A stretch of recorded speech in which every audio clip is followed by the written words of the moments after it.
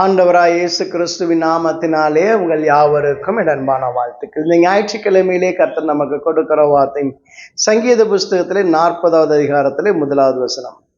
கர்த்தருக்காக பொறுமையுடன் காத்திருந்தேன், அவர் என்னிடமாய் சாய்ந்து என் கூப்பிடுதலை கேட்டார்.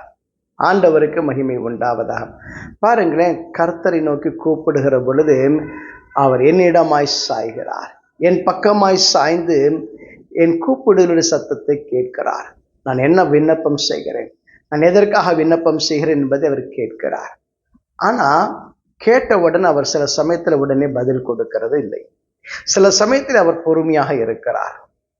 அந்த பொறுமையாக இருக்கிற பொழுது நானும் பொறுமையாக இருக்கணும்னு அர்த்தம். வேதம் எதை சொல்கிறது? கர்த்தருக்காக பொறுமையுடன் காத்திருந்தேன். அப்ப என் வாழ்க்கையில் ஒரு காலம் இருக்கிறது, பொறுமையோடு காத்திருக்கிற ஒரு காலம், அமைதியாக இருக்கிற ஒரு காலம், தேவனுடைய செயல்பாடுகளுக்காய் காத்திருக்கிற ஒரு காலம். ஏன்னு கேட்டா, ஆண்டவனுடைய ஜெபத்தை கேட்டு விட்டார், ஆண்டவனுடைய விண்ணப்பத்தை கேட்டு விட்டார். அந்த விண்ணப்பத்திற்கு கர்த்தர் நிச்சயமாய் பதில் கொடுப்பார். அவர் பதில் கொடுக்காமல் இருக்க போவதில்லை. அவர் கொடுக்கிற பதில் எப்பொழுதுமே சரியாகத்தான் இருக்கும்.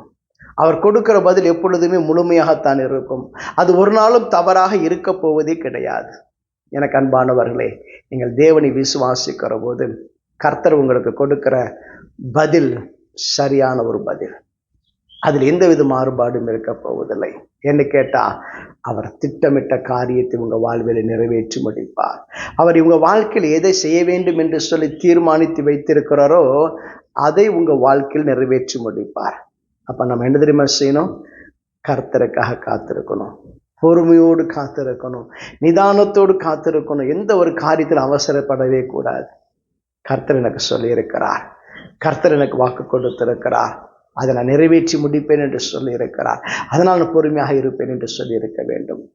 அந்த பகுதியில் வாசிக்கிற போது அவர் உளையான சேற்றிலிருந்து என்னை தூக்கி எடுத்து கண்மலையின் மேல் என்னை நிறுத்தி என் அடிகளை உறுதிப்படுத்தி கர்த்தரை துதிக்கும் புது பாட்டை என் வாயிலை கொடுத்தாரா.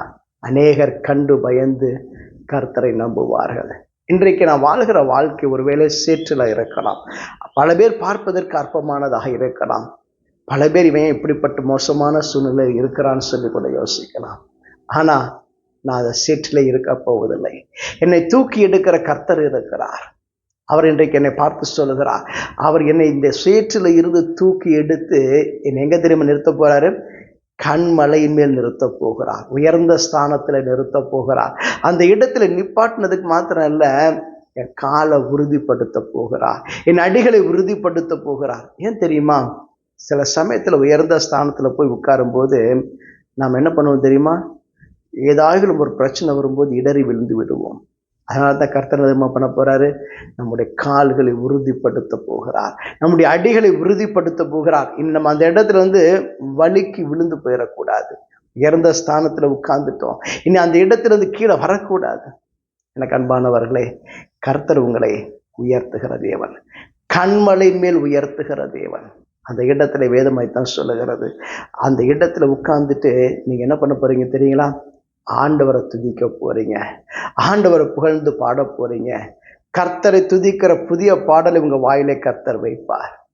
அநேகர் பார்ப்பாங்க, பயப்படுவாங்க. ஆண்டவர் இவர்களுக்கு பெரிய காரியங்களை செய்தார், கர்த்தர் இவர்களோடு கூட இருக்கார். நான் கூட எதை நினைச்சேன், இவங்க கீழான இடத்துல இருக்கிறாங்க, குப்பையில கிடக்கிறாங்க, அருவருப்பான இடத்துல இருக்கிறாங்க, சேற்றில் கிடக்கிறாங்க, இவங்க எப்படி வாழ்க்கையில உயர போறாங்கன்னு நினைச்சேன். ஆனா கர்த்தர் இவர் வாழ்க்கையை உயர்த்தி விட்டார் என்று சொல்லி மற்றவர்கள் உங்களை பார்த்து வியக்கும்படியாய், உங்களை பார்த்து பயந்து நடுங்கும்படியாக கர்த்தர் உங்களை உயர்ந்த ஸ்தானத்தில் நிலைநிறுத்துவார்.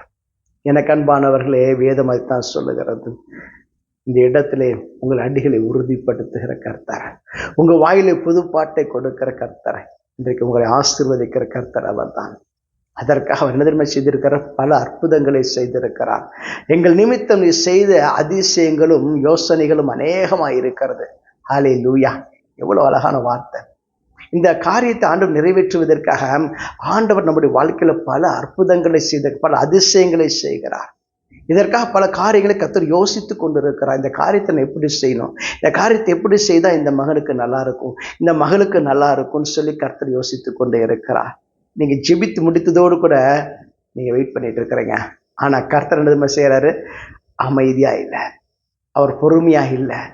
உங்களுக்காக காரியங்கள் எல்லாவற்றையும் வாய்க்க பண்ணும்படியாக அவர் திட்டம் போட்டுட்டு இருக்கிறார், யோசித்து கொண்டிருக்கிறார், அற்புதங்களை செயல்படுத்தி கொண்டே இருக்கிறார்.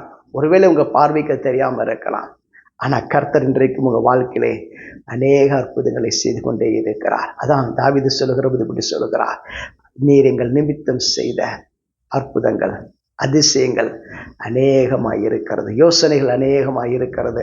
அவைகள் என்ன பண்ண முடியாது தெரியுமா, விவரித்து சொல்ல முடியாத அளவுக்கு எண்ணிக்கைக்கு அடங்காதவைகளாக இருக்கிறது. ஹல்லேலூயா.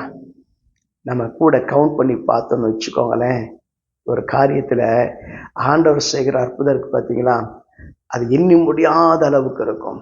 அவ்வளவு அற்புதம் இருக்கும், அவ்வளவு அதிசயம் அதில் இருக்கும், அவ்வளவு நன்மையான ஈவுகள் அதில் இருக்கும். எனக்கு அன்பானவர்களே, உங்க வாழ்க்கையில் உட்கார்ந்து யோசித்து பாருங்க.